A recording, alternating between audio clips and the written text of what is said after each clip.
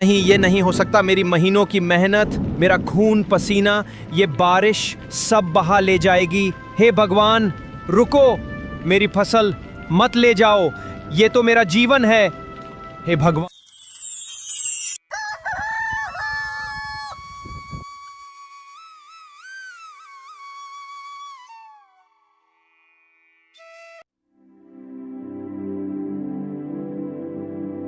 एक बार की बात है, वीरू का खेत। वो अपने मजदूरों पर चिल्ला रहा है। इन गरीबों को देखो, दिन भर मेरे खेतों में काम करते हैं और बदले में मुझे आंख दिखाते हैं। मेरा नाम वीरू है। इस गांव में मेरी इजाजत के बिना पत्ता भी नहीं हिलता। तू लोग सोचते क्या हो अपने आप को? मेरी जमीन पर काम करते हो, मेरी दी हुई रोटी खाते हो और मुझसे नजरें मिलाते हो। मैं इस गांव का सबसे बड़ा आदमी हूँ। क्यों इतना क्रोध करते हो जी? ये सब भी तो इंसान है। सबका मालिक ऊपर बैठा है। आज जो आपके पास है, कल किसी और के पास भी हो सकता है। रजो, तुम नहीं समझोगी। पैसा और ताकत ही इस दुनिया में सब कुछ है। जो झुकता है वो दबता है, और मैं कभी किसी के सामने झुकने वाला नहीं हूँ। लेकिन क्या आपने कभी सोचा है कि जब सूरज सबसे तेज चमकता है, तभी बादल भी गिरने लगते हैं। आप आज दूसरों को छोटा समझ रहे हो, लेकिन ऊपर वाले की नजर सब पर है। कभी ना कभी हर इंसान को झुकना पड़ता है, चाहे वो राजा हो या रंक। रज्जो, मैं झुकने वालों में से नहीं हूँ। मैंने अपनी जिंदगी अपने बलबूते से बनाई है, और जो लोग मुझसे जलते हैं उन्हें मैं कुचलता हूँ। यही मेरी ताकत है। लेकिन वीरू जी, एक पेड़ जब फल देता है तो झुकता है, और एक इंसान जब सच्चा होता है तो विनम्रता उसमें आ जाती है। घमंड का बोझ उठाकर कोई ज्यादा दूर नहीं चल पाता। मैं बस इतना कहूंगी, भगवान देर करते हैं, अंधेर नहीं। वीरू थोड़ी देर चुप रहता है, लेकिन फिर गुस्से में झटक कर आगे निकल जाता है। रज्जो शांत होकर मंदिर की ओर देखती है।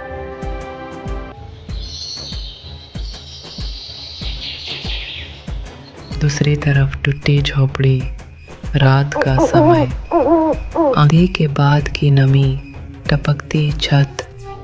एक कोने में मिट्टी का दिया जल रहा है। शामू अपनी बीमार बेटी देख ये कहता है, हे भगवान, आज भी दिन भर खेतों में जी तोड़ मेहनत की, लेकिन जेब फिर भी खाली है। एक वक्त की रोटी जुटा पाया, लेकिन लाली की दवा वो कैसे लाऊं? मेरी बिटिया की सांसें जैसे हर पल मुझसे कुछ कह रही हैं। क्या मैं इतना भी लायक नहीं कि अपने खून का इलाज कर सकूं?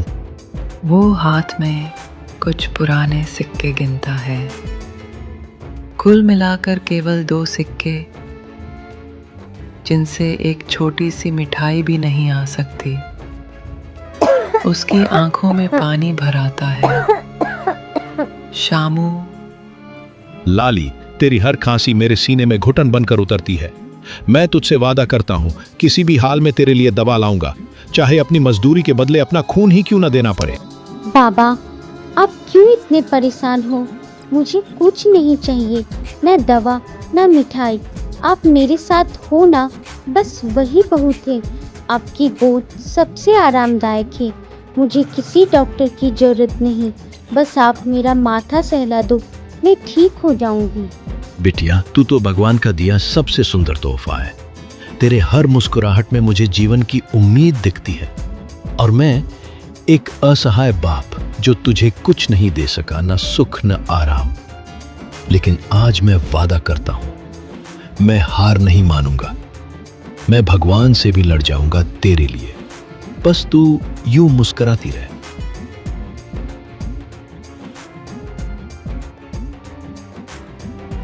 बाबा, जब आप रोते हो तो मेरी सांस और धीमी हो जाती है। आप हंसते रहो ना, तो मुझे भी हिम्मत मिलती है। आप मेरा इलाज नहीं कर सकते, पर आपकी हंसी, आपकी ममता ही मेरी सबसे बड़ी दवा है। मेरी लाली, मैं तुझसे कभी दूर नहीं होऊंगा।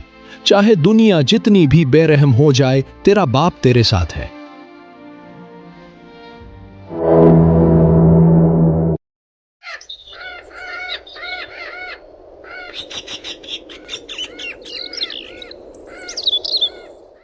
सत्यपुर गांव का चौराहा। सुबह का समय। गांव वाले अपने अपने कामों में व्यस्त हैं। मंदिर की घंटियां हल्के स्वर में बज रही हैं। गांव के बाहर से धूल भरे रास्ते पर एक वृद्ध साधु बाबा आते हैं। माथे पर चंदन, हाथ में कमंडल, चाल धीमी लेकिन दृष्टि तेज। कुछ ग्रामीण उन्हें देखकर हाथ जोड़ते हैं। रामू काका मुस्कराते हुए आगे बढ़ते हैं। महाराज, राम राम। आपके चरण गांव में पड़े, ये तो पुण्य का काम हो गया। कहिए बाबा, किस सेवा में गांव आया आपका पावन आगमन? बाबा, आज के जमाने में लोग विनम्रता को कमजोरी समझते हैं। हमारे गांव में वीरू जैसे लोग दूसरों को तुच्छ समझते हैं। ऐसे लोगों को कैसे समझाया जाए? जिसके पास नम्रता नहीं, उसका सब कुछ खो जाता है, और जिसके पास सिर्फ विनम्रता है, उसे सब कुछ मिल जाता है।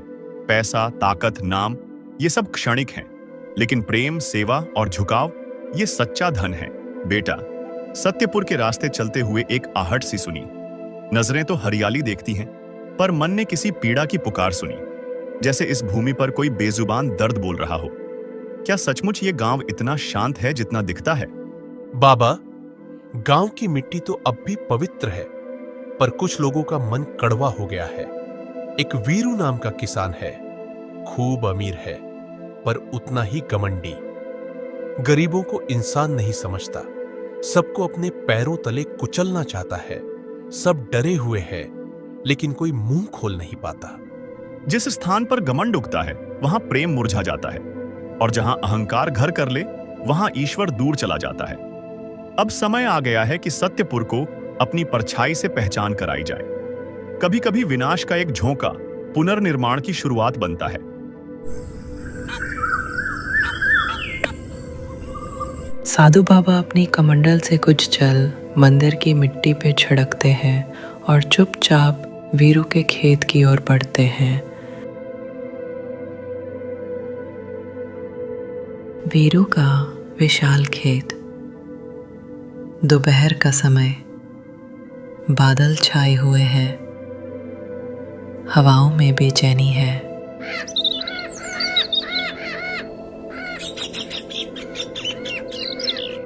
वीरू खेत में खड़ा है।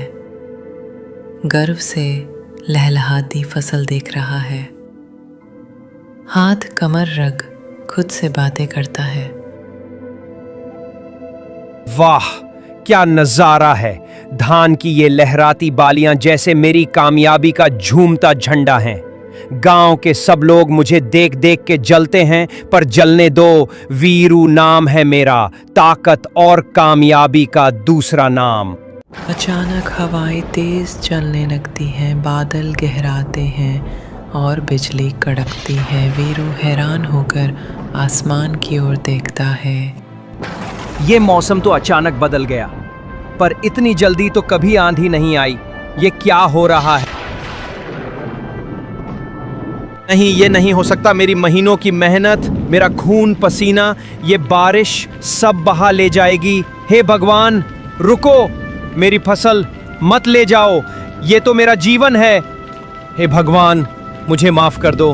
मैंने तुझसे भी बड़ा बनने की भूल की। अब जो कुछ भी बचा है, मैं उसी से सबकी सेवा करूंगा। बस मेरी लाली जैसी बेटी को बचा लेना और मुझे एक और मौका देना।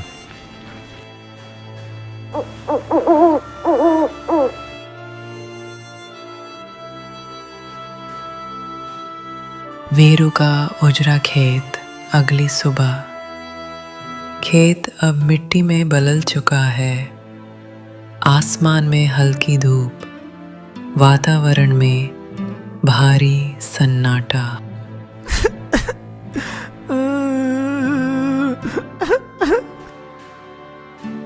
चलिए वीरू जी, घर चलिए। रात भर यहीं बैठे रहे, ठंड लग जाएगी। जिन पौधों को आप अपने घमंड की छाया में सींच रहे थे, वो अब समय की आंधी में बह गए हैं, पर जीवन अभी बाकी है। और इंसान की सबसे बड़ी पहचान उसका बदलना है। राजो, मैं अब समझ पाया हूँ कि असली बर्बादी फसल की नहीं, मेरे मन की हुई थी। मैंने लोगों को अपने पैरों के नीचे समझा, उनकी रोटियों को भीख कहा, और आज मेरी थाली तक सूनी पड़ी है। मेरी आंखों के सामने भगवान ने घमंड का आईना दिखा दिया। वीरू भैया, नमस्कार। मैंने सुना आपके खेत को बहुत नुकसान हुआ। मैं जानता हूँ आपके लिए ये वक्त कितना कठिन है। मैंने अपनी झोपड़ी में जो थोड़ा अनाज बचाया था वो आपके लिए लाया हूँ, ले लीजिए। जब जरूरत हो तो मदद से मुंह नहीं मोड़ा जाता। भैया, जमीन पर सिर्फ बोझ फेंके जाते हैं, रिश्ते नहीं। आपके भीतर पछतावा है, यही सबसे बड़ी बात है। कल आपने मेरी लाली की बात अनसुनी की थी, लेकिन आज मैं आपकी बात नहीं टाल सकता, क्योंकि जब कोई टूटा होता है उसे सहारा देना इंसानियत है। श्यामू भाई, क्या तू मुझे फिर से इंसान बनने का मौका देगा? आज से मैं किसी को अपना नौकर नहीं, अपना साथी समझूंगा। जो कुछ भी बचेगा हम मिलकर बांटेंगे, और खेत भी अब अकेले वीरू का नहीं होगा, वो अब हमारा खेत होगा। मुझे इस गांव की मिट्टी पर फिर से भरोसा हो गया भैया। चलो अब साथ मिलकर खेत फिर से सींचते हैं, इस बार घमंड से नहीं, मेहनत और प्यार से।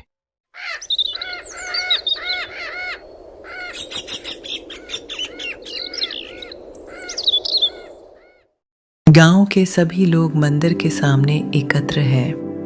वीरू और श्यामू साथ खड़े हैं। वीरू अब धोती कुर्ता पहने, सिर झुकाए, विनम्र मुद्रा में है। श्यामू के चेहरे पे शांति और संतोष है।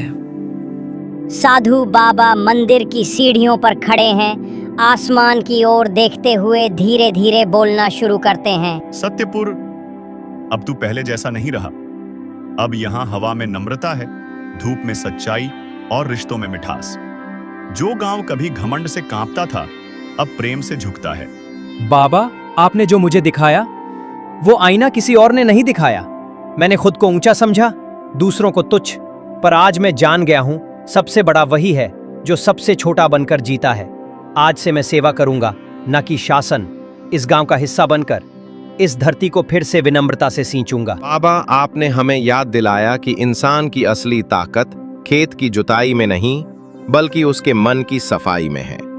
अब ये गांव फिर से प्रेम, सहयोग और सम्मान की मिसाल बनेगा। याद रखना, घमंड वो आग है जो पहले इंसान को जलाती है, फिर उसके रिश्तों को। विनम्रता वो जल है जो सबसे सख्त दिल को भी पिघला सकता है। जब भी कोई ऊंचाई पर पहुंचे तो एक बार जरूर नीचे झांक लेना, क्योंकि वही लोग तुम्हारी नींव में होते हैं। इस कहानी का मोरल है, घमंड से दूर रहो। जो झुकता है वही वास्तव में ऊंचा होता है, और जो हर किसी को छोटा समझे वो अंत में सबसे अकेला रह जाता है। विनम्रता अपनाओ, क्योंकि वही इंसान को इंसान बनाती है।